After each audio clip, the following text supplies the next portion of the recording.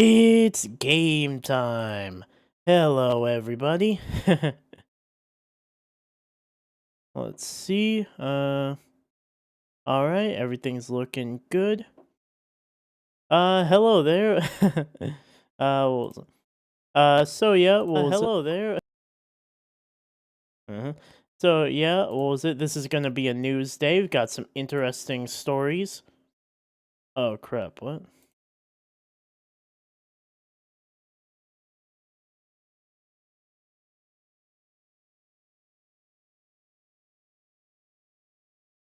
What's going on?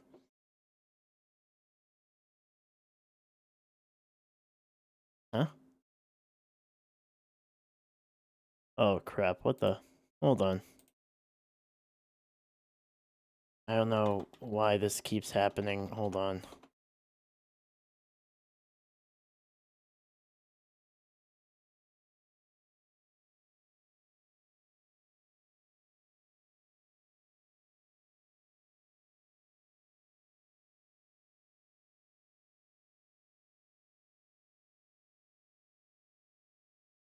Hold on.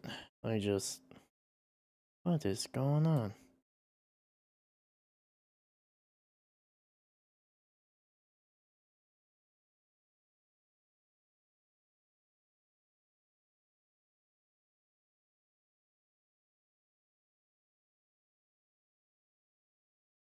Hold on. Let me do something real quick.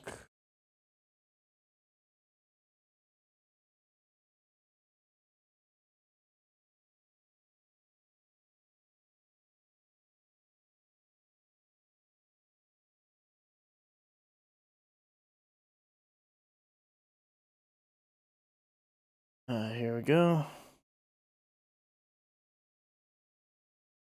All right. What crap?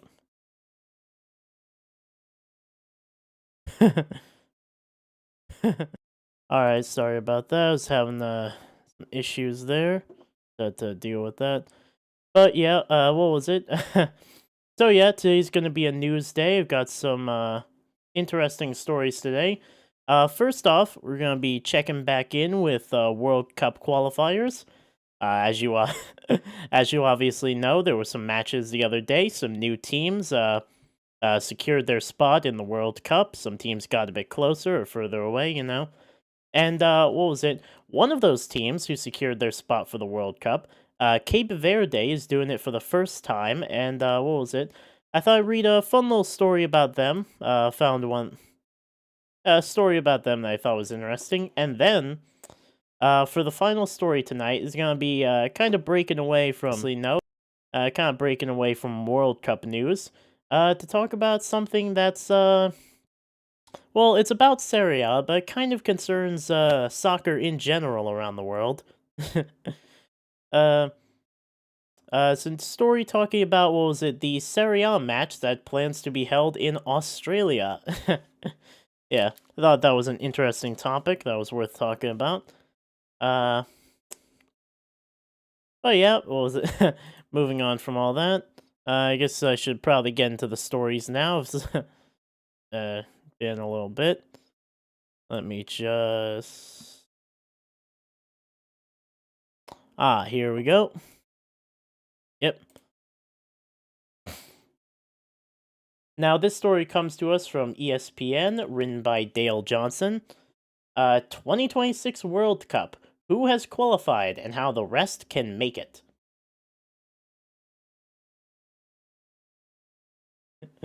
Uh,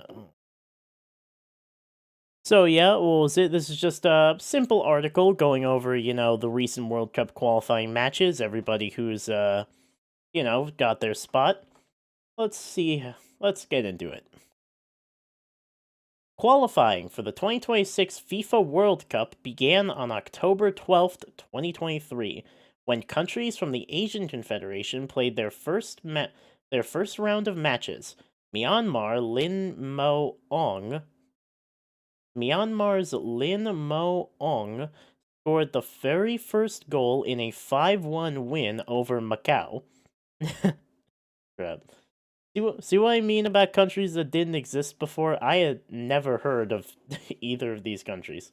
I don't know, but that might just be me.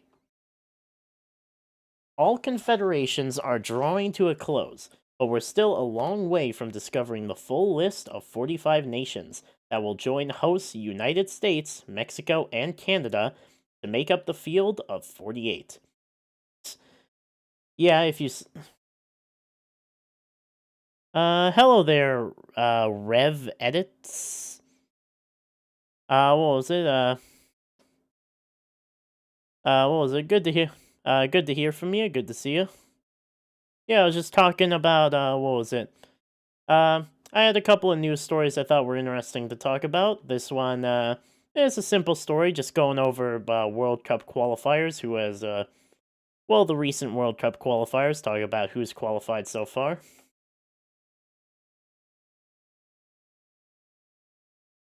So yeah, let's see. Let's see.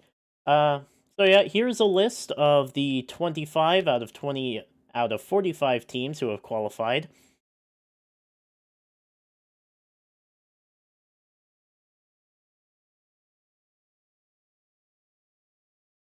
Oh yeah, I know. I could. Yeah, yeah, I know. Yeah, the name was different, but what was it? The profile picture is still the same. So yeah, let's see. Yeah. So yeah, as I said, 25 teams have qualified so far. 20 more will qualify. The ones who have qualified are Japan, who were the first, New Zealand, Iran, yeah, New Zealand, Iran, Argentina, Uzbekistan, South Korea, Jordan, Australia, Brazil, Ecuador, Uruguay, Colombia, Paraguay, Morocco, Tunisia, Egypt, Algeria, Ghana, Cape Verde, Cape Verde, which is the one that's again that I've seen has gotten a bunch of headlines recently. South Africa, Qatar, England, Saudi Arabia, Ivory Coast, and Senegal. All right. So let's see. What was decided in October? So what was decided, in the last round of qualifiers? Let's see. For both Europe and CONCACAF, qualifying doesn't end until November. But we did so yeah, for both Europe and North America and Central America and the Caribbean. Ecuador, they qualified? Yeah, Ecuador qualified. They played against crap, who'd Ecuador play against again? Yeah, what was it? I wasn't really paying much attention to Ecuador. Hold on. We'll get in, they'll get into it later when we get to the South America part. But yeah. So yeah, for both Europe and yeah, for both Europe and what was it, North, Central, and the Caribbean. So yeah, we've still got a couple months left. What was it, until qualifiers are done? But England did become the first European country to book their place. Uh, yeah, I mean, I feel it. I mean, what was it? Everybody kind of expected that. Obviously, England were gonna book their spot pretty early. For Africa, the final two rounds of the group stages were played when we discovered the 7 nations that joined Morocco and Tunisia, plus the Interconfederation playoff contenders. So yeah, what was it that? So yeah, Africa's qualifiers are mostly done. We've just got a couple games left in that. And next up, Asia. The fourth round was played when we will found when we will found out the final two. When we will found out. Is that written kind of weird, or am I just? I feel like that line is written kind of weird to me. Alright. And South America and Oceania, qualifications have ended. So yeah, what was it? A lot's happened. What was it? Let's see. Let's go through the different confederations. First up, Africa, or CAF, with 9 automatic spots. Yeah, it's written kind of weird. I don't know if that's like a spelling error or something. But yeah, what was it? So yeah, Africa has 9 automatic spots and 1 play. They found out. I don't know. I guess. So yeah, let's see. There were 54 FIFA affiliated nations in the draw. However, Eritrea subsequently withdrew. I remember hearing something about Eritrea withdrawing, but I don't totally remember why they did. I don't know. It was probably some political stuff. I don't know. The teams were in 8 groups of 6 nations and 1 group of 5, with Eritrea removed. The 9 group winners qualified for the World Cup. This stage began in November of 2023 and was completed in October of 2025. Alright, the 9 qualified countries are, as stated before, Morocco. Obvious pick, what was it? They've been on the up and up for the last few tournaments, and yeah, what was it? Pulled off some pretty impressive wins in the 2022 World Cup.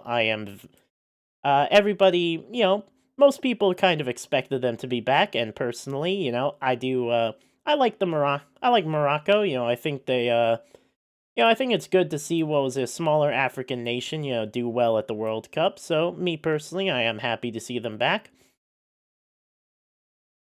Did Argentina qualify? Yeah, they qualified. I think it said it up here, hold on. Japan, New Zealand.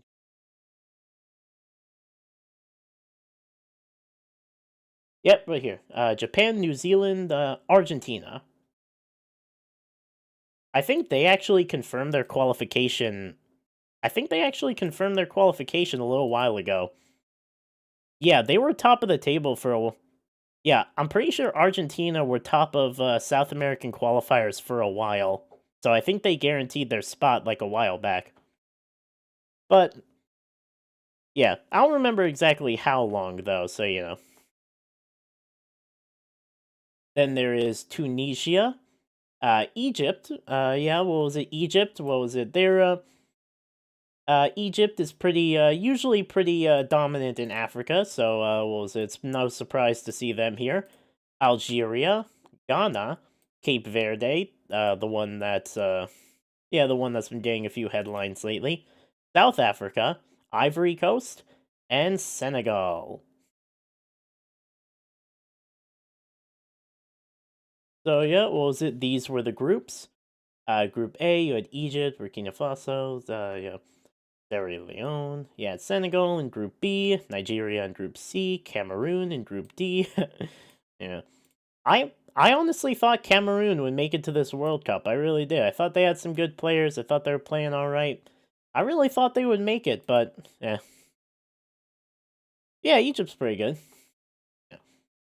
How teams qualified as the group stage ended. Let's see. Tuesday we had Group B matches. Senegal beat Mauritania 4-0 to qualify. Holy crap. Yeah, what was it? Oof. These are the kinds of score lines you get in what was it, CAF, like God damn. Second place, DR Congo beat Sudan. What was it, to take a playoff spot. Then in Group C, Benin. Not totally sure how to pronounce that country. Had qualification in their own. What was it? Were apparently close to qualifying, but ended up losing to Nigeria 4-0. Damn, another 4-0 win? Oh no. I really hope that's not going to be a trend. Let's see. That enabled South Africa, 18, to qualify for the World Cup with a 3-0 win at home to Rwanda. Damn.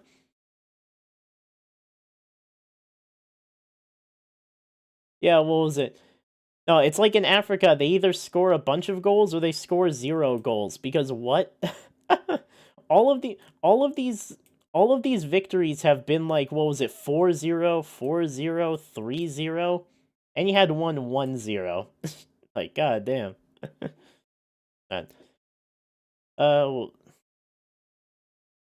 uh, Nigeria also finished second in this group, which got them their own playoff spot. Then for Group F, we have Ivory Coast, which beat Kenya of 3-0. Another 3-0 win. Goddamn. Was it? Which confirmed their place at the World Cup. Was it? Then you have Gabon, who came in second and are going to a playoff spot. Then in Group G, you have Algeria.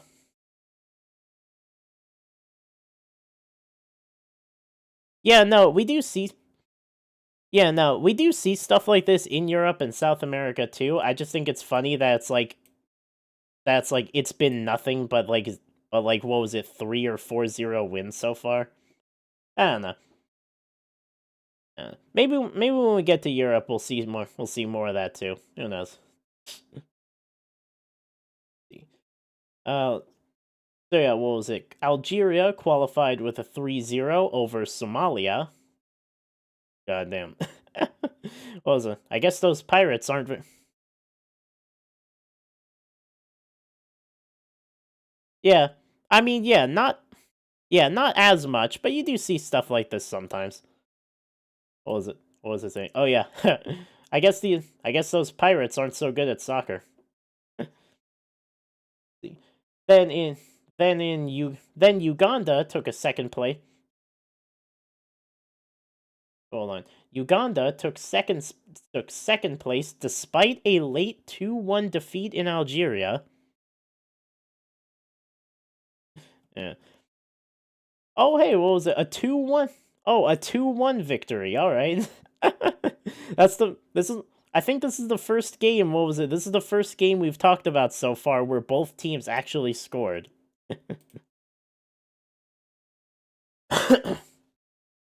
But what was it? But even though they took second place, it appears they will not be going to a playoff spot. Eh. I think the playoff spots are decided by like whether they came in second place, but also I'm guessing their goal differentials compared to each other. Next, what was it? Eh. And all of this happened on. Yeah, all of this happened on Tuesday. On Monday, we had Cape Verde, which apparently eased to. We had Cape Verde, who got another 3-0 win at home to Eswatini. Yeah, damn. So yeah, as it says here, this will be their first ever World Cup. So you know, I gotta give them a lot of congrats. Yeah, and then Cameroon ended up drawing 0-0 at home to Angola, but they are through to round 2 in November. Then we have Tunisia. I don't know, man. Sometimes, I don't know. Sometimes, you know, teams slip through the cracks. Or well, no, this is kind of the opposite of that. I don't know. Sometimes, yeah, sometimes teams just find a way through. You know, it happens. Oh, well, you do have to remember this is an expanded World Cup. You know, what was it, going from 36 to 48? You know, some teams are gonna be there that you know you might not think necessarily deserve it, but you know, it's gonna happen.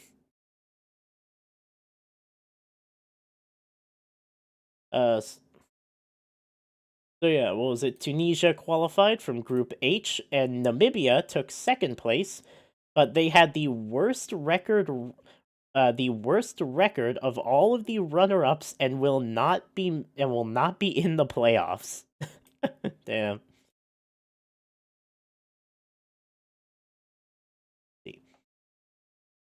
Then for Group A, we have Egypt, which qualified in another 3-0 win. God damn. Okay, hold on. I need to count. I need to count how many. Okay. Let's see. We had 4-0 here, then we had 1-0, 4-0. Okay, 3-0, 1, 2, 3, 4, 5. Okay, 5-3-0 wins to finish out the what was it, African qualifiers. I'm gonna add more if I see them later, but we'll see. All right, so yeah, Egypt qualified with a 3-0 win over rock bottom Jij. Oh god, I am definitely gonna mispronounce this. Djibouti? I definitely said that wrong. On Wednesday. On the back of 2 goals from, of course, Mohamed Salah, putting Egypt on his back as usual. Yeah, well, let's see. On Sunday, Burkina Faso put themselves in with a strong chance of one of the playoff spots with a 3-1 win over Ethiopia. But due to Nigeria's 4-0, not a 3-0, but still a lot, win, they will be out if DR Congo beats Sudan and Senegal. Ooh.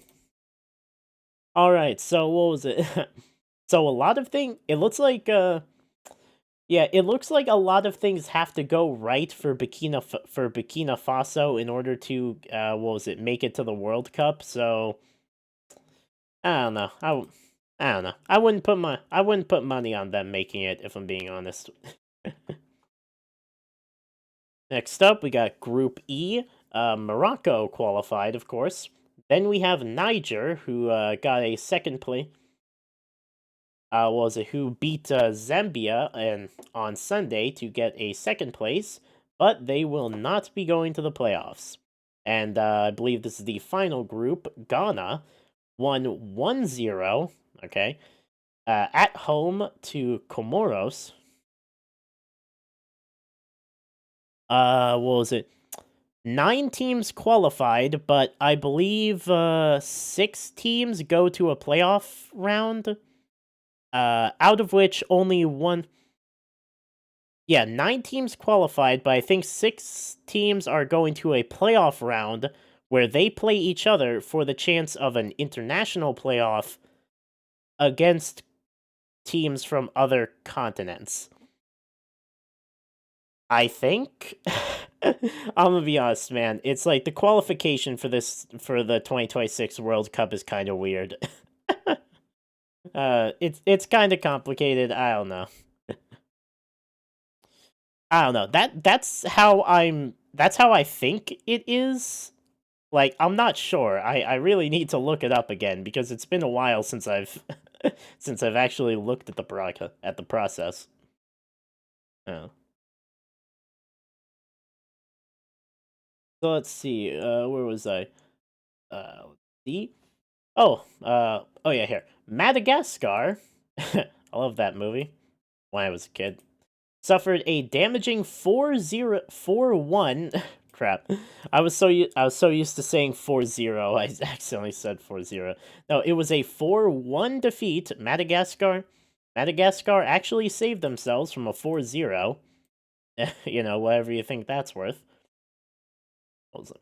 To Mali, and they are now out of contention for a best runners-up spot. Let's see, final ranking of second place teams.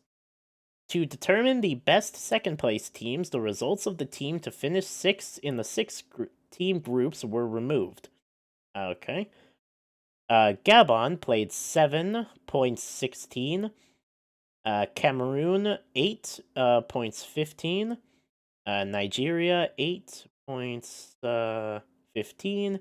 Burkina Faso 8.15. All right. And it looks like Niger, Madagascar, Uganda, and Namibia have been eliminated, with DR Congo still in there.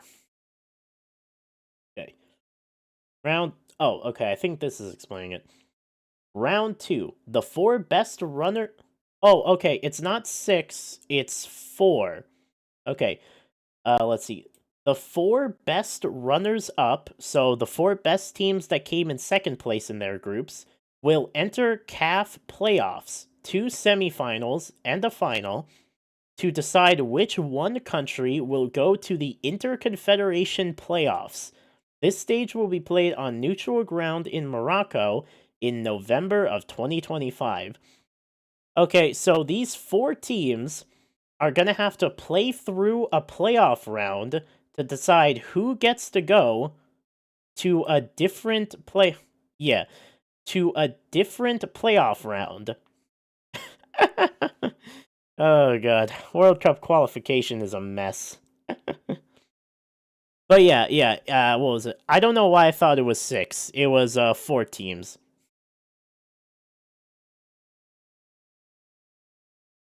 So yeah, let's see. The fixtures will be created using the FIFA World Rankings released at the end of October, but the order will not change, so we know the fixtures now. The highest rank will play the lowest rank, and the second face the third. The winners of those 2 ties will then meet to move on to the March playoffs.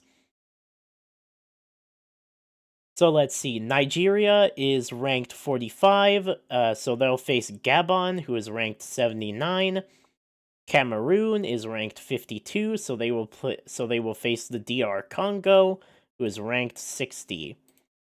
It's been a while since I looked at the FIFA World Rankings, but aren't those like kind of inaccurate in a lot of places? I don't know. I know it. What was it? I remember last time I saw them, they looked kind of weird to me, but I don't know. That's just me personally. Next up, we got the big one, Europe, who get 12 automatic and 4 via Confederation playoffs. So they get 12 automatic spots, and they have 4 teams going to Confederation playoffs. Let's see. There are 55 European nations, although 54 will compete as Russia is still suspended due to the invasion in Ukraine. Yeah, what was it? Didn't Russia, Didn't Russia invade Ukraine, like a bunch of years ago before, I don't remember if it was before or after they hosted the World Cup, but I remember something about, Russia invading Ukraine but still being allowed to take part in FIFA Cups. I don't know, it was some. Let's see. There are 12 groups of 4 or 5 teams playing home and away matches. The group stage qualifying process ends with a double header in November. So yeah, as it said before, what was it? Qualifications will go on until November.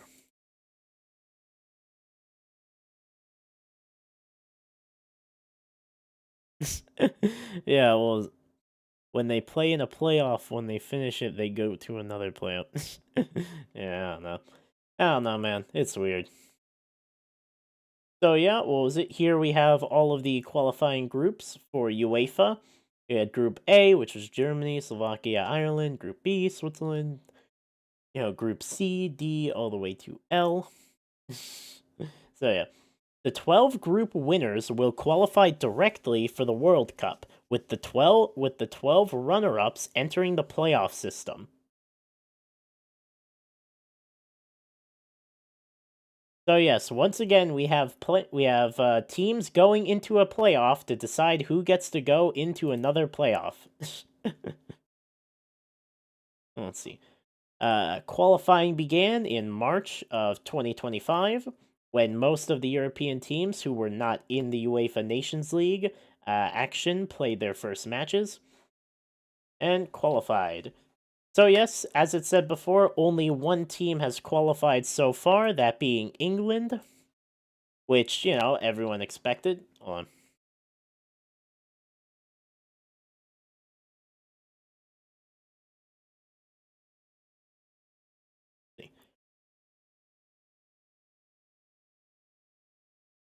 The teams that were in the UNL finals only played their first games in September, So we're still a way off from discovering all the qualifiers. Tuesday, we had Spain.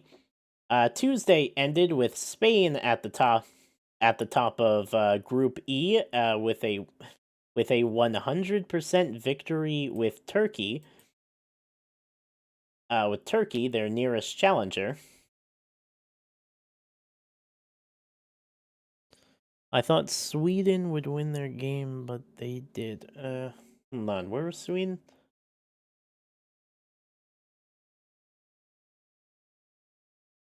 Oh, hold on. E.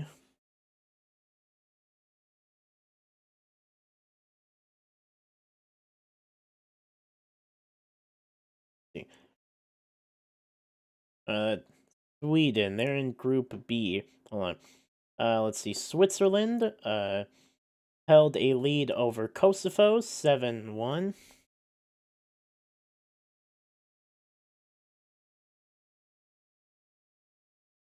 Ah, alright, yeah. Oh, I see. Well, I see. Was it spelling error? Got it. Yeah.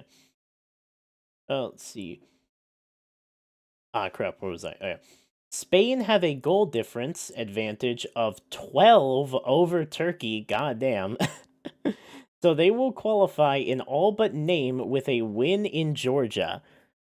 All right, so what was it? As could probably be expected, Spain have have almost guaranteed themselves a spot in the World Cup. What was it? If they can beat Georgia, which I don't, which I feel like we can safely say they probably will. Let's see, and it will be certain if Turkey do not win at home to Bulgaria. All right, but like, I don't know, does anyone really expect Bulgaria to beat Turkey? I don't think so. Let's see. Turkey looks set for the playoff while Bulgaria are out. Probably, yeah.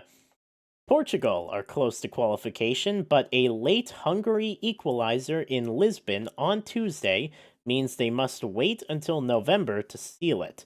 A win in Republic of Ireland on November 13th seals it for Portugal. Yeah. But the Irish need results in the race for second place. On the same day, it's Armenia versus Hungary, with the away team able to seal second place with a win if Ireland lose to Portugal, which is probably going to happen if you ask me. On the final day on November 16th, it's Hungary versus Ireland and Portugal versus Armenia. Let's see. Group I, Norway are in control ahead of Italy, but it's Norway's vastly superior goal difference, 26-10, which means a win at home to Estonia, or on November 13th should effectively do the job for Norway, even if Italy win away to Moldova. Yeah. Oh crap, what was it? God damn. Not only has Norway almost guaranteed a spot in the World Cup, but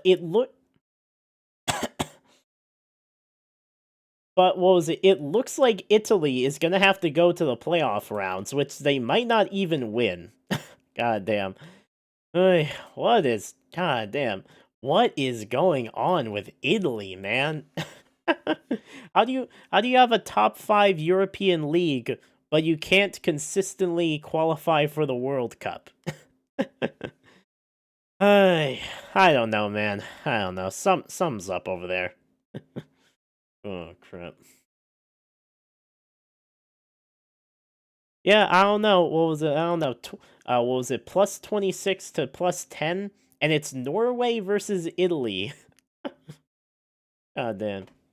Like, don't get me wrong. Norway aren't even like necessarily bad. It's just you expect more out of Italy when it comes to soccer, but I don't know. I don't know. They're just not living up to it.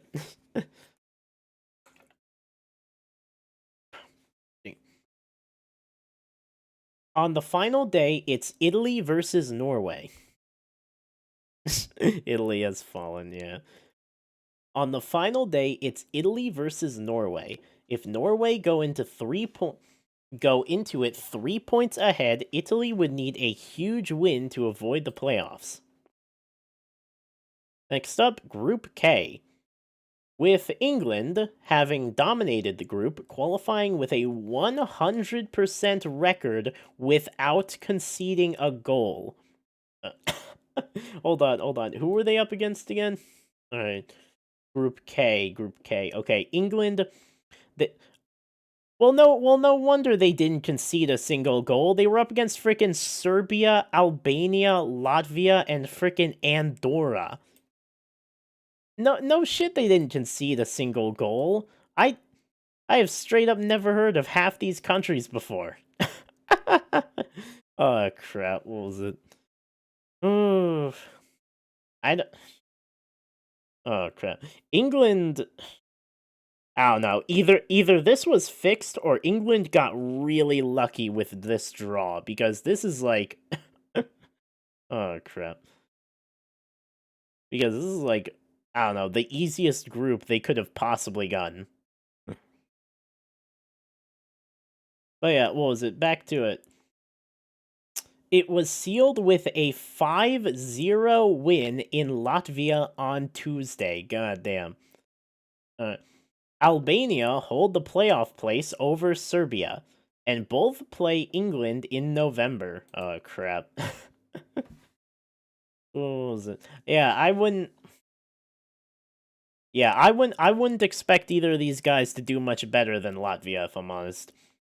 As Albania's other game is versus Andorra, they are favorites to finish second. Oh, well, that's good for Albania. You know, well, at least they get something. Next up, Monday. Group A. Germany, +5, and Slovakia are in the box seat, and Northern Ireland will surely have to win in Slovakia on November 14th to stay in contention. The final group game between Germany and Slovakia in Leipzig on November 17th looks like being the decider, though. If Northern Ireland miss out on the top two, they are almost certain to get a playoff. Just imagine Portugal. Yeah, that would be pretty cool. If crap, what was it? Oh, if Northern Ireland miss out on the top two, they are almost certain to get a playoff through the Nations League route. Luxembourg are out. Oh man. Sucks for Luxembourg. Switzerland. Oh. What about Belgium? Let's see.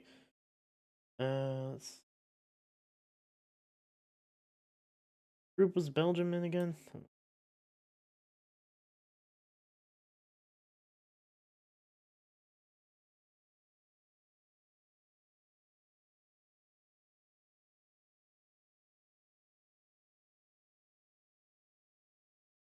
Oh shit! Wait, where were they? Crap.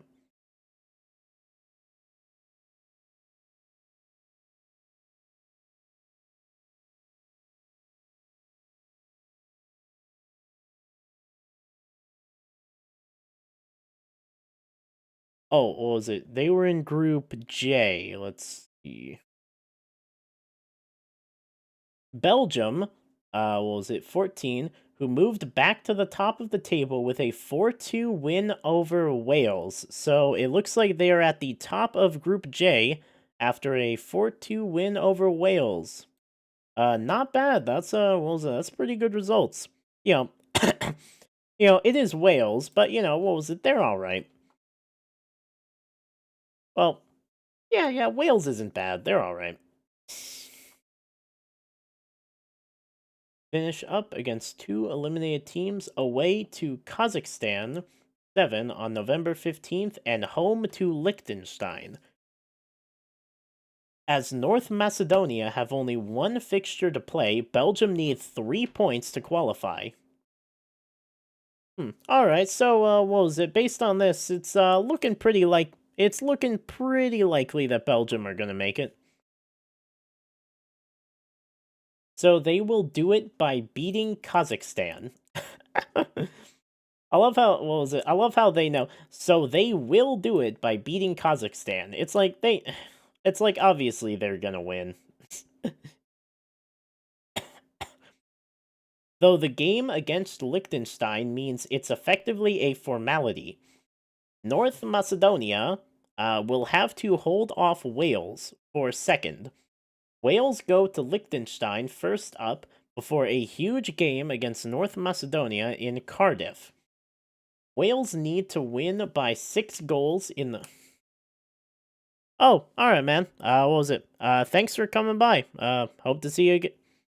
Yeah, hope to see you again some other time. Bye. And Wales are guaranteed a playoff route through the Nations League. Finishing in second gives a better seeding, and for Wales, a home semifinal.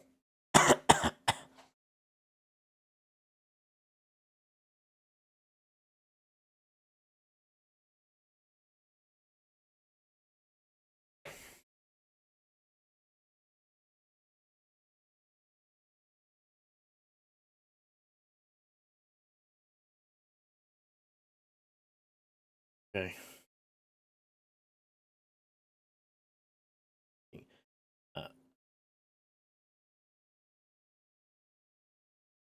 Uh, Sunday.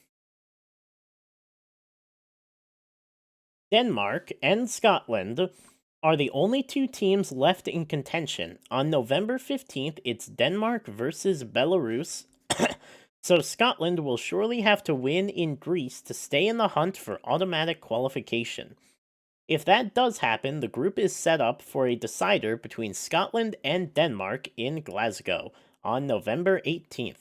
That looks like being must win for Scotland as their goal difference is not as good. Greece and Belarus are eliminated. Ooh.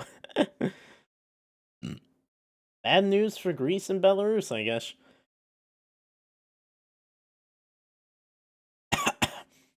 Netherlands plus 19 sit top of their group ahead of Poland, only plus 4. Who still have to host Netherlands. All right. On November 14th, but their goal difference is worse is 13 worse right now. So the Dutch know they can afford to lose that, and as long as they win at home to Lithuania on November 17th, they will still top the group. With a game in hand on Finland and far superior goal difference, it looks like Poland will be in the playoffs. Lithuania and Malta are out. Let's see. A surprise win for Romania at home to Austria has reignited the group, but Austria remain favorites to top it.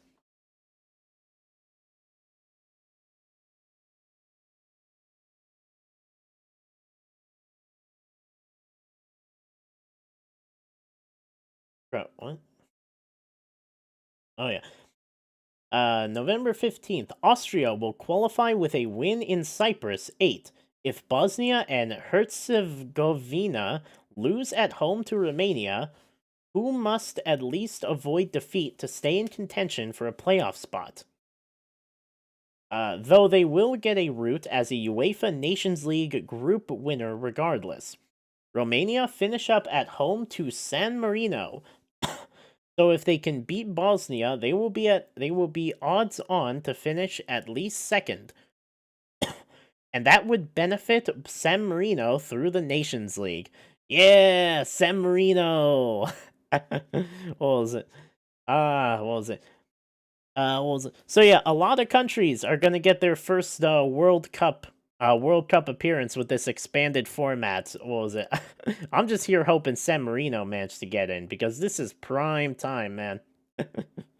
Yeah, just wait and see. They'll make it. If Bosnia and Austria both win, or results to keep the two teams in touch, then they meet each other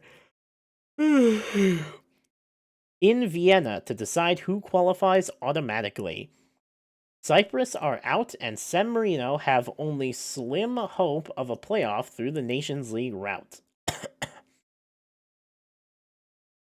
Croatia, plus 19, now look locked for the World Cup and need just 1 point from games in November at home to Faroe Islands and away to Monte. I'm not allowed to say that. Even if they lost both matches, their goal difference is far better than that of Czechia. A shock win for the Faroes at home to Czechia on Sunday is unlikely to mean they can gatecrash the playoffs. Because Czechia's last remaining game is at home to Gibraltar on November 17th. Faroe Islands are away at Croatia on November 14th, and Czechia will be assured of second if the Faroes lose. Montenegro and Gibraltar are out. Ooh. Too bad, Montenegro. Shouldn't have named your country after a slur. Crap. Let's see. Next, we have the European playoffs.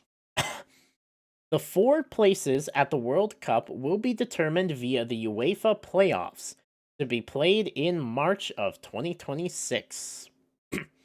There is no path to the World Cup. There is no path to the World Cup through FIFA's Interconfederation playoffs. The UEFA playoffs involve 16 teams, the 12 group stage runners up, plus the 4 best ranked group winners from the UNL, who did not finish in the top 2 in World Cup qualifying. This creates 4 routes, each with 4 teams featuring a one-legged semifinal and a final for a place at the World Cup. God damn. This qualification process is so complicated, man. There's like, what was it? Europeans get freaking 4 routes into the World Cup. God damn. Oh. The priority order for the 4 World Cup playoff places through the UNL is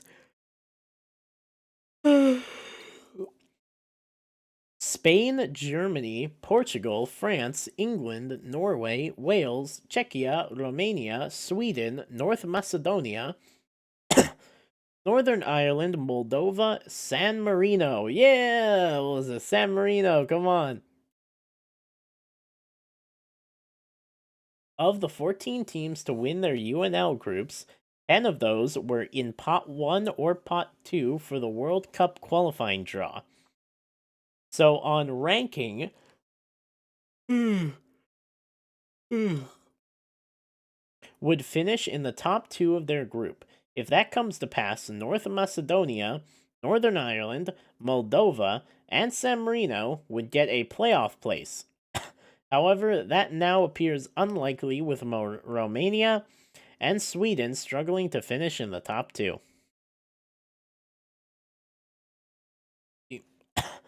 4 World Cup qualifying group runners-up with the best seeding. 4 World Cup qualifying group runners-up with the best FIFA World Ranking.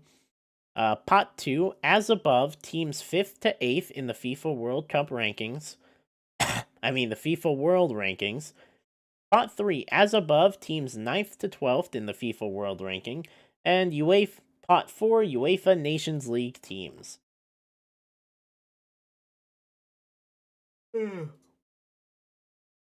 Alright.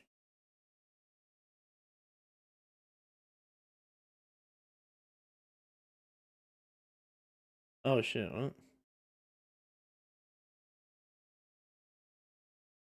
Alright. Oh shit, what? What the hell? Oh shit, what did I press? Oh damn. Hold on, let me get back into this. Where was I? Alright, come on, let's... Alright, so I was through. Up to Asia, okay. Asia, or AFC, has 8 auto and 1 enter through playoffs.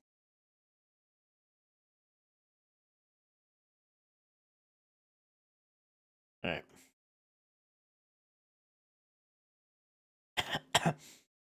This is by some distance the most complicated route to the World Cup, with a layered qualifying process featuring a dual group stage to find the 8th automatic qualifiers. But the main part is now done and dusted. The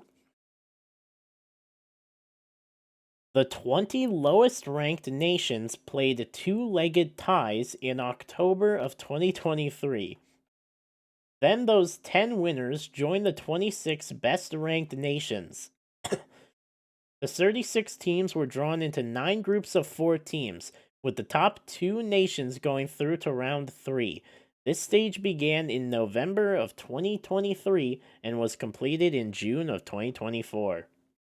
Yeah, Asia. Well, Asia qualifications are very complicated. There's a lot of layers to it. Let's see. Let's see. The final tables: advanced: Australia, Bahrain, China, Indonesia, Iran, Iraq, Japan, Jordan, Kuwait, Kyrgyz Republic, North Korea, unfortunately, Oman, Palestine, Qatar, Saudi Arabia, South Korea, United Arab Emirates, and Uzbekistan. We were left with 18 nations drawn into 3 groups of 6 teams. Matches began in September of 2024, and the round is completed on Tuesday. The group winners and runners-up took the first 6 places at the 2026 World Cup, and their campaign is complete. Let's see. Japan was the first, followed by Iran, Jordan, South Korea, Uzbekistan, and Australia. Because, of course.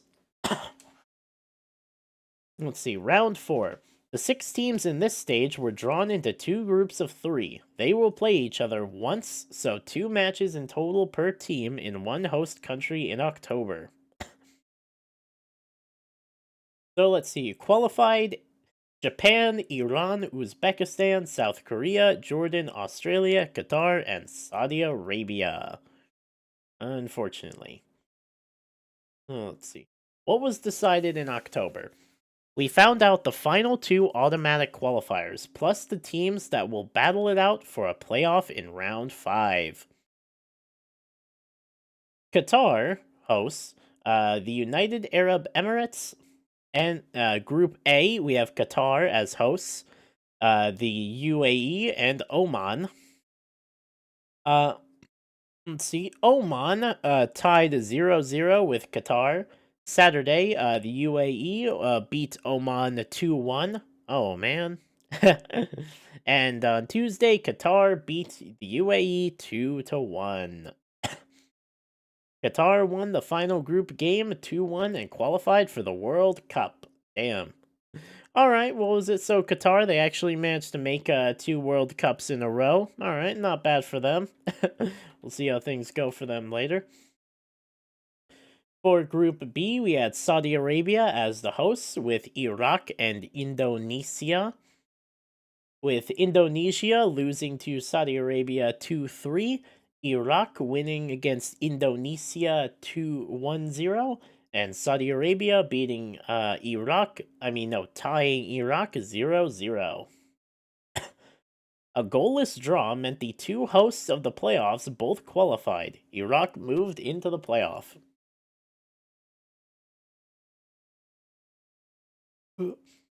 Round 5 will be a 2-legged tie in November of 2025 to earn the place in the Interconfederation playoffs.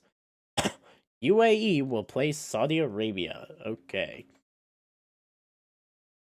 North America, Central America, and the Caribbean, or CONCACAF.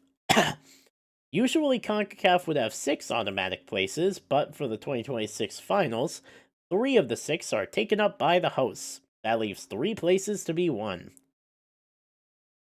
CONCACAF saw 32 nations enter the race to make the finals. So yeah, it was a complicated shit. Alright, what can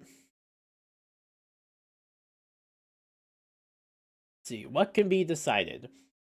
So no teams have qualified from CONCACAF yet. We have Group A, where Suriname sits in first place, but a draw 1-1 at home to Guatemala on Friday could be damaging. Panama, 5, moved a level at the top by beating El Salvador. Damn.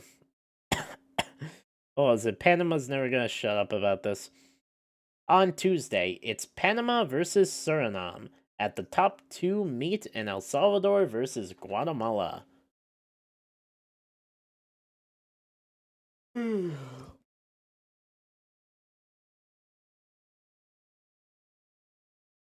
For Group B, we have Curacao with a 2-0 win over Jamaica. God damn, what was it? Everybody, I don't know. Every once in a while, the Jamaicans are always acting all, what was it, high and mighty, always being like, what was it? We're always acting like they're on the up and up, but then they're losing to freaking Curacao, man. What the hell? Oh, damn.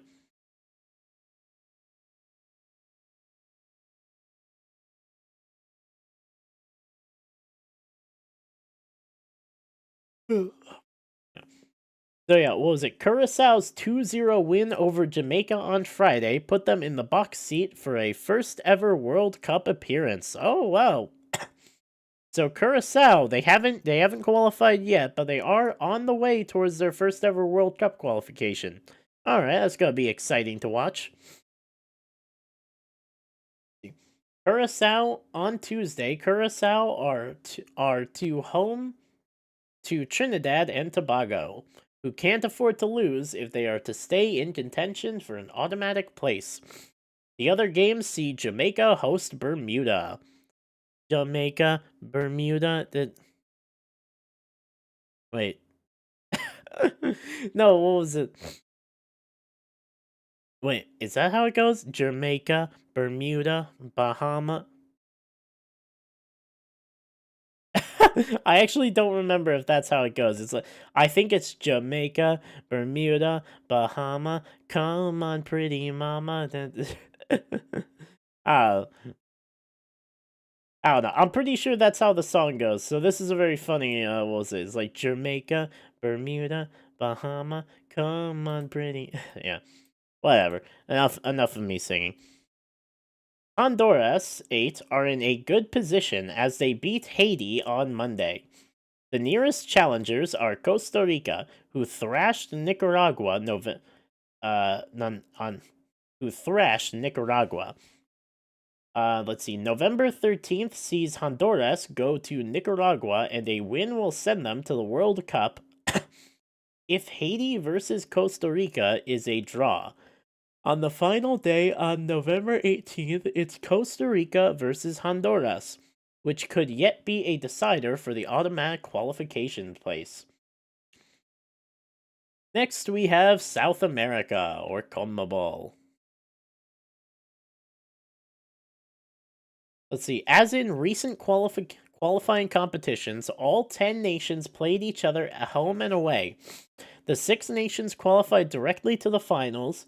The 7th place team goes into the Interconfederation playoffs in March. The first qualifiers took place, yada. What was it? And currently, 6 teams have qualified. Argentina, Brazil, Ecuador, Uruguay, Colombia, and Paraguay. So yeah, what was it? A lot of it's the ones you'd expect, Argentina, Brazil, Uruguay, Paraguay. But then you have, Uruguay and Colombia, but then you have Paraguay and also Ecuador, who, I feel like are a bit more unexpected. And Bolivia are currently in the Interconfederation playoffs. And last but certainly least, we have Oceania with 1 automatic spot and 1 playoff spot. But yeah, what was it? I I feel like we can only really expect one country to make it through this. I don't. Yeah. All 11 members of the OFC region took part.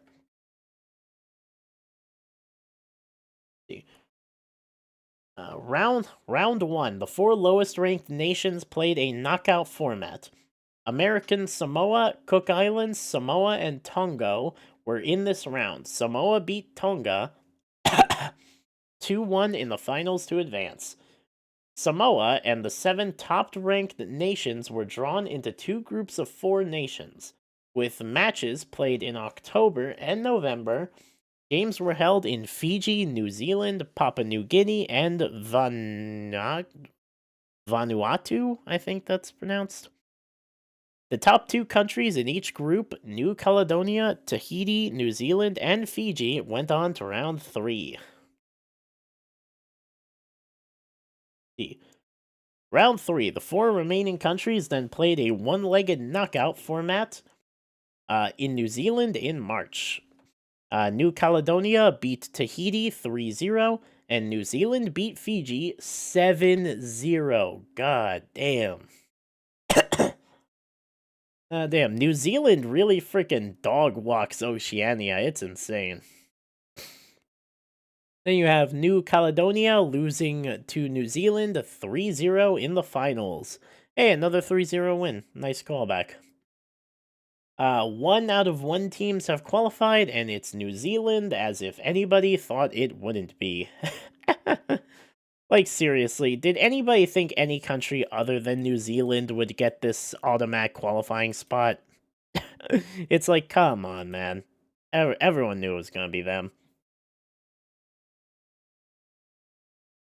As winners of the final, New Zealand qualified for the World Cup, with losers New Caledonia moving on to the Inter-Confederation playoffs. Let's see. Inter-Confederation playoffs, 2 places. The playoffs to be held in March of 2026 will determine the final 2 qualifiers. 6 countries will take part, each of the 5 confederations. Apart from UEFA, will provide 1 country, the host confederation. So for this edition, CONCACAF receives a second slot. The 2 let's see, so there's 1 Africa, 1 Asia, 2 CONCACAF, 1 Oceania, and 1 South America. The 2 nations with the best FIFA World Ranking will be seeded and go straight into one of the 2 finals. The 4 other countries will be drawn to play a semifinal, feeding through to play a seed for one of the 2 places at the World Cup. The playoffs are due to be held in one of the World Cup host nations as a test event. Alright, well, is it? So, as a test event. So they're gonna test out just how terribly this World Cup is gonna go. God damn. Oh, that'll be fun to watch. God. How much you bet the ticket prices for this test event are also going to be through the roof? I'm expecting a minimum of $1,000 tickets just for this event. God damn. Oh yeah. But yeah, that's all the countries that have qualified for this World Cup. So yeah, what was it? Only about 25 teams have qualified, leaving 20 spots still up for grabs. But what was it? There is one nation in particular that qualified for the first time that I thought it would be fun to take a look at.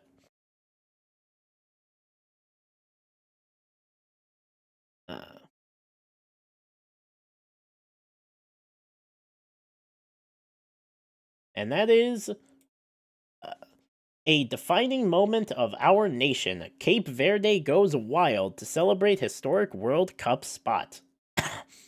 That's right, Cape Verde. What was it?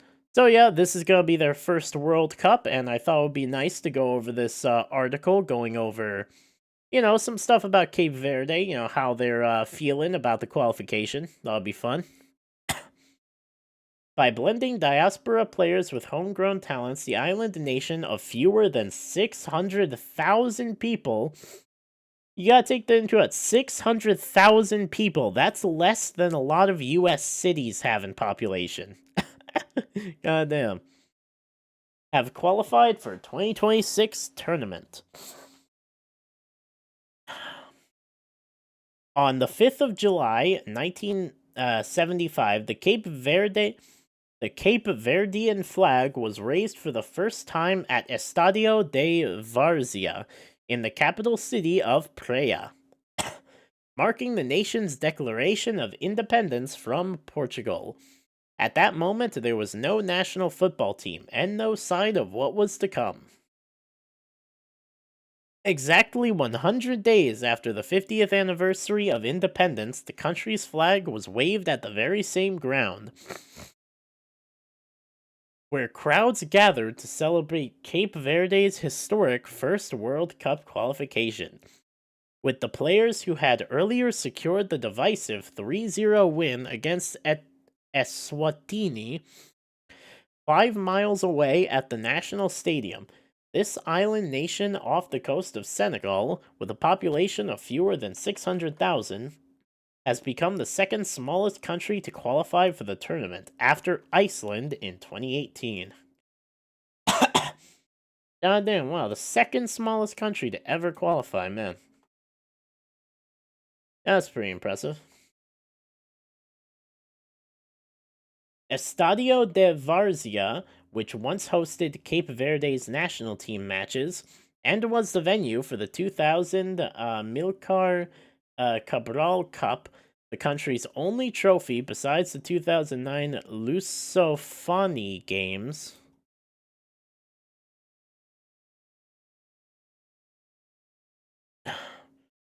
Thronged with joyous locals, as a crowd had watched the game on a big screen outside, and a stage had been set up inside in preparation for a hoped-for party. People flocked there after the match, the players turning up after a period in their hotel. Fans flooded the pitch, and some of the squad joined top Cape Verdean musicians on stage. Singing and dancing late into the night,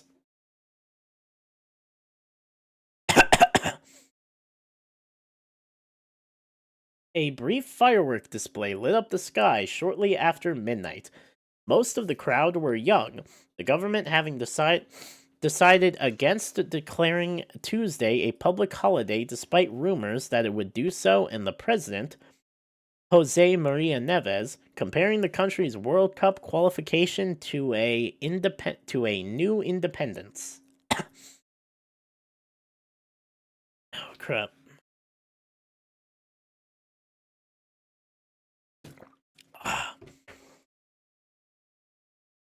The milestone secured in the final Group D match of Africa 2026 World Cup qualifiers broke the usual calm of Praia, a city better known for its laid-back anticipation for its laid-back rhythm.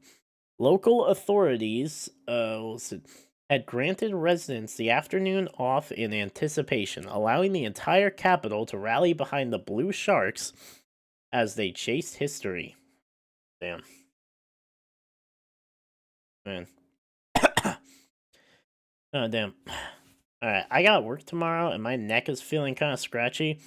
I think I'm gonna jump to my last article real quick, just because I need to get this over with. Right. So yeah, what was it? My last article was something I thought was interesting. This is from the BBC, written by Timothy Abraham. Overseas game, a sacrifice for survival of Serie A, says Como. Italian club Como says sacrifice is essential to assure the survival of Serie A amid the financial dominance of the Premier League as they press ahead in plans to play AC Milan in Perth, Australia. So, if you're unaware, this is about, Serie A's plan to play a Serie A game, specifically AC Milan versus Como, in Perth, Australia. Yeah, yeah. If that sounds familiar, it's because La Liga is currently trying to do something similar, trying to play a La Liga game, this time between Barcelona and Villarreal in Miami, Florida. The reason you've heard of that game and not this one is because nobody cares about Perth, Australia, or Serie A, if I'm being honest. Ah, crap.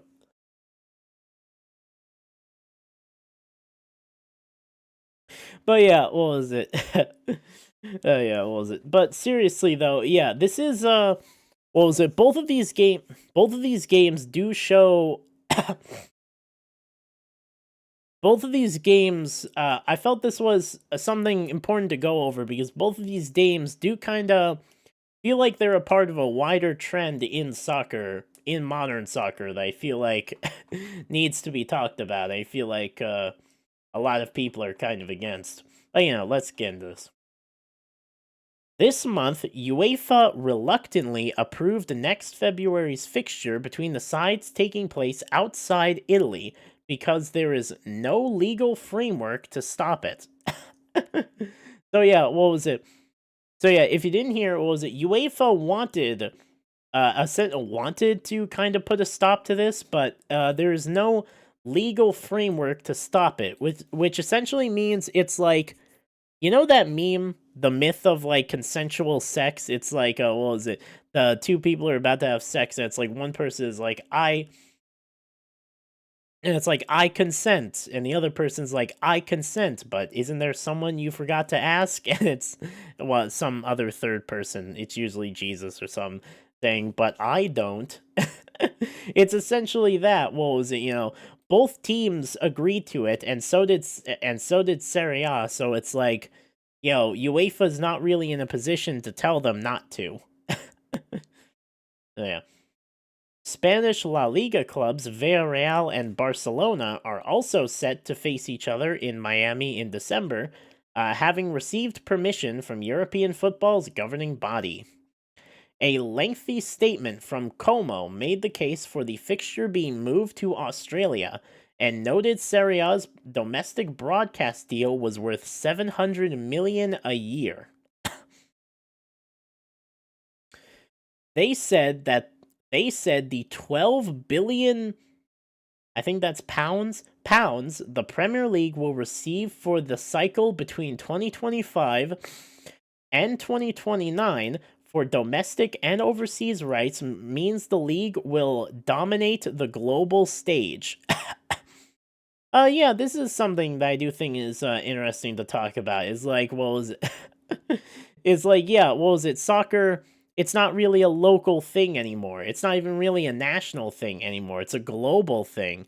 And all of these leagues, all these leagues that are supposed to be, for their countries and, part of their local communities aren't really like that anymore. They're global brands now. Soccer teams aren't just a part of their communities anymore. They're global brands. They're global businesses. And what was it? They'll do anything to grow that business. And if it means playing, outside of their home countries, then they'll do that. That's something they'll do. Come but yeah, it was.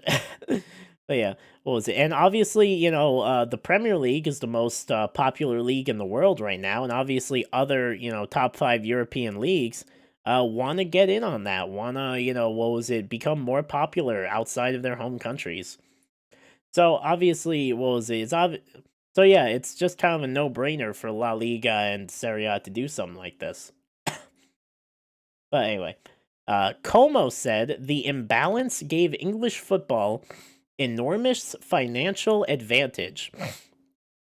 And the decision to stage the match overseas is not a matter of greed. Oh, come on. Oh, come on. Don't even try to say that. You know it is.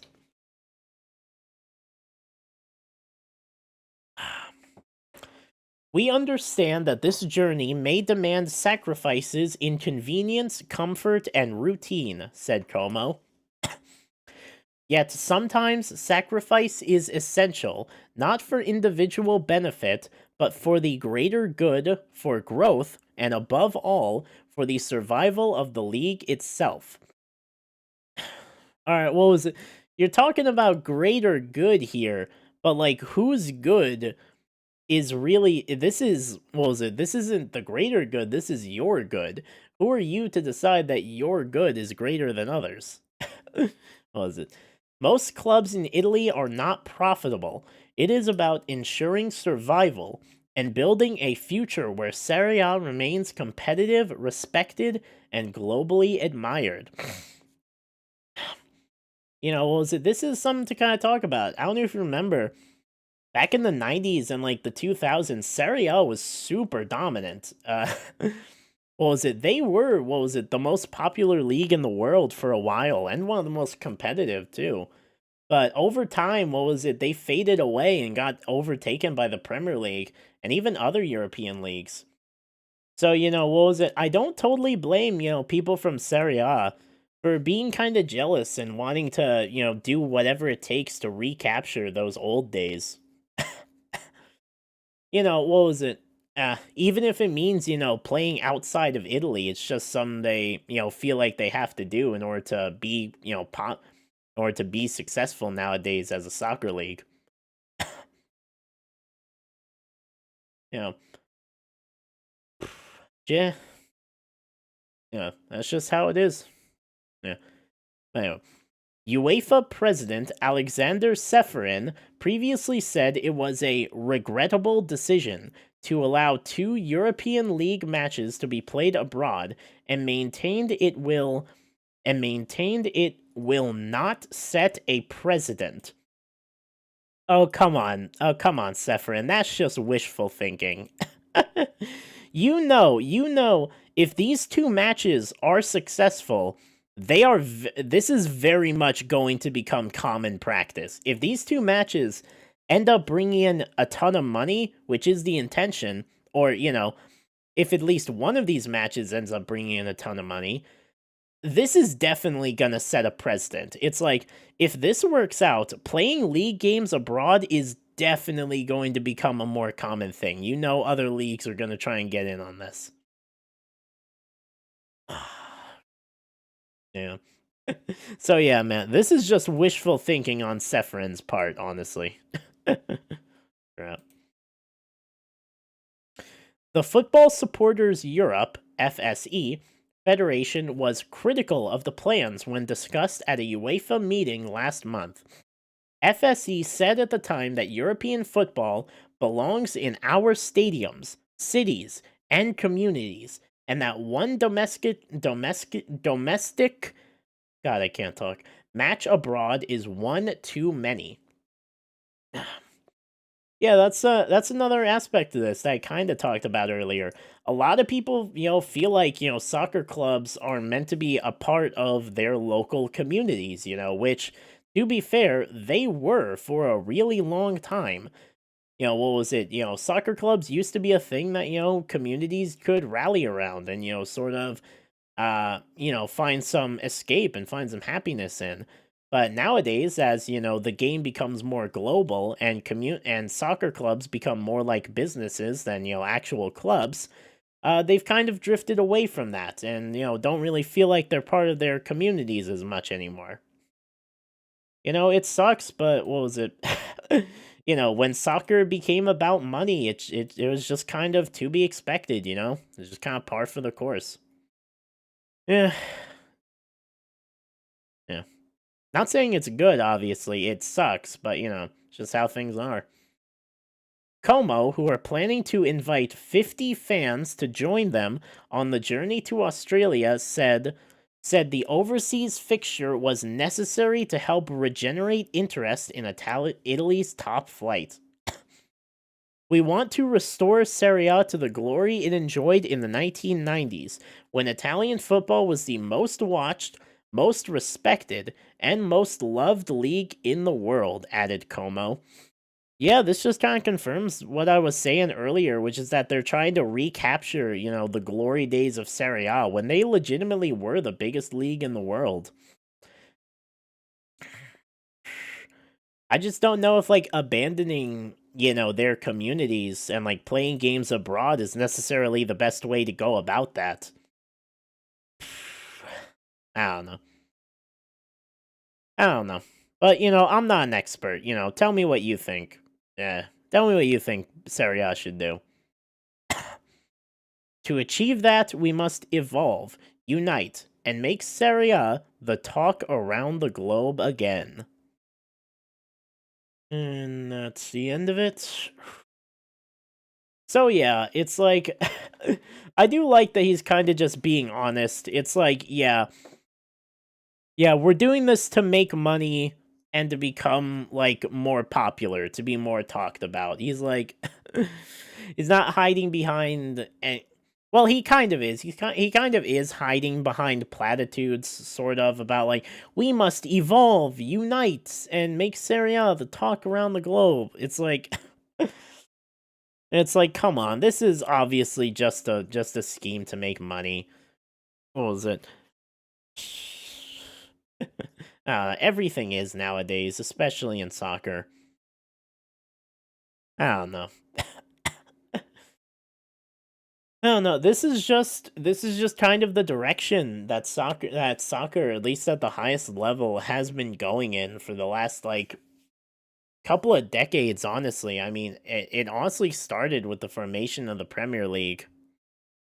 But this is just kind of the direction that soccer has been going in. It's more about where what was it? Soccer clubs become more similar to businesses or like companies than they are really to clubs, than they are really to like real clubs. Yeah, soccer became a game. Soccer became a money game a long time ago. This is just kind of the natural direction that the nat. This is just kind of the natural destination that what was it that it was always gonna head in after that.